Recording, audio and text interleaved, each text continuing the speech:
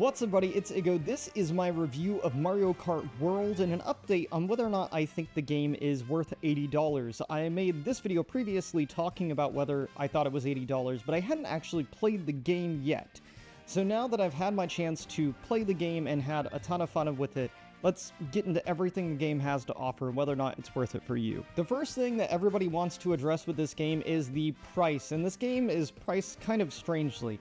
If you got it in the bundle, you paid essentially $50 for the game, where if you purchase it separately, either physically or digitally, it is $80, which is a much bigger price to chew on, as that is Nintendo's most expensive game at the moment.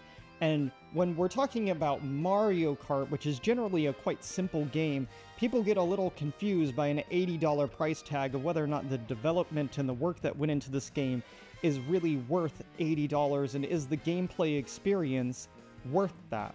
When talking about pricing, I think it's important to reference intent. Nintendo did this intentionally, right? They chose to price it this way. And from one standpoint, I think it's really smart to bundle it, as most people are going to be playing Mario Kart World, and bundling it together and making it a little bit cheaper makes a lot of sense. However, for those of us like myself who are collectors and like to play the games physically and have them in our library as far as game preservation goes, which is a whole nother video right now from Nintendo with their new online stuff, it's a much harder price to chew. Or if you didn't have the $50 originally at the start to purchase extra and you could only afford the console at the start, now affording this $80 game becomes a lot more difficult. So let's get into everything this new game has to offer. Right out the gate, this game is smooth. The gameplay experience just works, and it's a ton of fun. Getting into the game, it puts you into the title screen, and you can just hit start, and you just start playing the game immediately. It's seamless.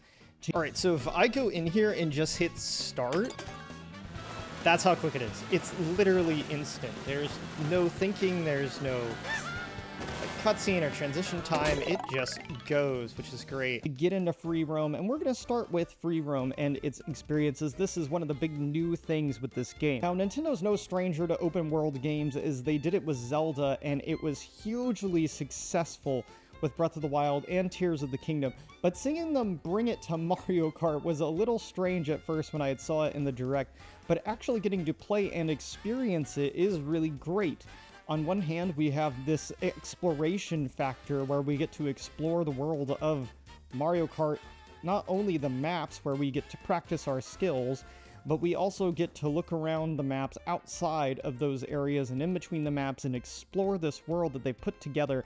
And it's a lot of fun to explore, from going to all the Yoshis and getting the different costumes at the different locations around the map, to finding all of those hidden P-switches, some of which are extremely difficult and challenging, and I'll admit I can't do them all because they're hard. Oh hey, another P-switch. When I tell you there's P-switches literally all over this map, they're everywhere, which gives you so many options for different challenges that you can do across the map and have yourself some quick little random fun. Like, we were just looking for a spot to take a picture there, and now I'm getting to run this piece. Oh, whoa! I was not ready for the train. That's not cool. That's not cool at all. But very impressive nonetheless. And all of those P-switches, there's 400 of, gives you a lot of value in terms of the free roam aspect of this game, where there's a lot of hours to be had there and a lot of fun, and I think that does show just how much development went into this game. There are also these hidden square tiles that you can find on the ground. I'm not sure how many exactly there are, but there's different numbers for them for each specific region. Editor me, those are the question mark things. You can find the panels on the ground and drive over them. They look pretty darn cool. Oh, here's one of those panels we were talking about. Although from an Awesome John Plays video, I did learn that if you do unlock these, it doesn't give you anything, but the challenge of looking for them all and proving that you did indeed find them all is nice bragging points. Another part of free roam is the photo mode. So you do get to explore the different areas of the map, and while you're exploring these areas of the map, maybe you get a really cool flip off of a wall or a P-switch. You can freeze time and change your character's pose and then take a picture. I personally love this as a YouTuber because then I get to go and make thumbnails out of it, yay.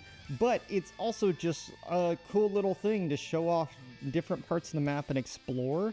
And if you're into taking pictures in video games, it's a fun little neat gimmick. Oh, this is perfect. Chat, we did it. We did it. We found the spot for a thumbnail. All right, here is another showcase of photo mode here. So I can change my pose. I can look around. I can zoom in here if we wanted like a close-up. I can zoom out. My camera can be from all angles, even underneath here. If I change my pose. I can also change the focus of the camera. So right now we see Peach Stadium is in focus. I can take it out of focus. And then I can bring it into focus. I can change, there's different focusing options. And then we've got these really fun frames here, which are really cool. In free roam, you can also play multiplayer with friends. I did try this out with a friend, and we did get to roam around the map and explore and chase each other around, and that was pretty cool and fun, but honestly got boring after about 5-10 minutes. The only thing we were doing was going around the map and trying to unlock all of the skins, which was a cool challenge, but it was okay, experience-wise. Now, let's talk about the different modes that Mario Kart is now offering. My favorite, personally, is Knockout Tour. Knockout Tour is just pure fun chaos. You're racing through 6 maps non-stop, and you even have to drive from course to course. And the even crazier part is you get knocked out and eliminated if you don't place a certain number at each course. And even if you're the best racer amongst your friends, you can get knocked out very quickly just because there's 24 racers with items in a tight space, and even with the wider lanes of Mario Kart World, it can get really crazy and cramped, especially at the start. And even if you are right before the threshold, you can get knocked by a shell and get knocked out. Or if you see your friend right in front of you and you don't want to get knocked out, you can knock them out and make it right past them, which is a fun way to ruin relationships, because that's just how Mario Kart is. Mario Kart Knockout Tour is just my favorite thing, and it's a lot of fun. It's probably my new favorite mode, and the reason I'm going to be spending so much time playing this game still is Knockout Tour. All right, knockout time, let's do it. 24 racers fighting to the death across 6 courses.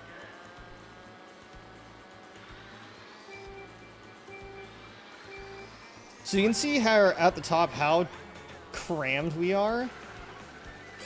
And so the name of the game with Knockout Tour is getting ahead really early. So there's 2 different kind of strategies that you either build this crazy speed builds to get to the front, or you do what I did and kind of balance it out, which I may not win this one. The NPCs actually in Knockout Tour tend to be pretty darn good. The Grand Prix experience in this game is different from the other games, as you actually have to earn Rainbow Road, which I do like. So you have to play each one of the Grand Prix. It doesn't matter which speed you do it at, but you do need to complete all of them and be within the top 3 places. If you earn that crown in the top 3 of all of the different maps, then you do get awarded the Rainbow Road at the end, which they did showcase in the Direct, and it's really cool. I think it's nice that you do have to actually work hard to earn something in a game. I think that's really interesting. Grand Prix experience in Mario Kart World does feel less competitive. It feels much more like you're playing one of those arcade machines, right at one of those arcade places, and you're just kind of racing for fun.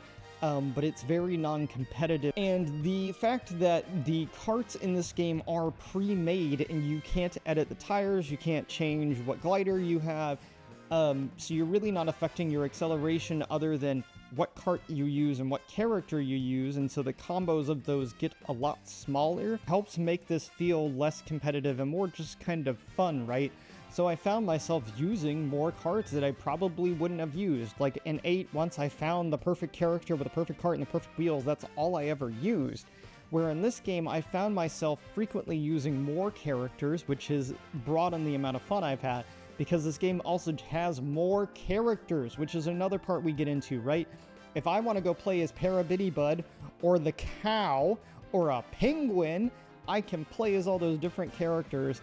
And then the mainline characters like Mario, Rosalina, Paulina, Daisy, Peach, they all have their own skins that you can unlock from running around the world, which keeps things fun and on your toes as you can change out skins every time you play, or even mid-race sometimes your skin can change when you're going through the different sections, and it's just great. There also is the battle mode in this game. I'm personally never been a big fan of battle in Mario Kart.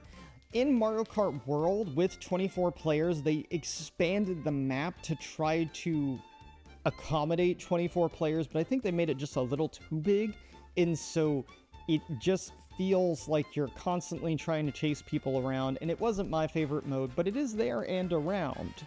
So after bouncing between me with the camera and me on my computer, do I think this game is worth it? Absolutely. If you got it in the bundle, I think it's worth the $50 price tag. If you are thinking about getting it separately, either digitally or physically at the $80 price tag, it's a little bit of a harder sell. And there's really no rush unless you're just dying to play Mario Kart. So I would maybe wait out a little bit, see if there's a sale. Unlikely, but highly possible one day. Or the potential of them adding more courses and more maps might make it more of a sell for you at the $80 price tag. Let me know down in the comments below whether or not you'll be picking up Mario Kart World, and if you do own the game, do you think it's worth $80? As always, thank you so much for watching. If you made it this far, hit that subscribe button, and as always, I'll catch you in the next one.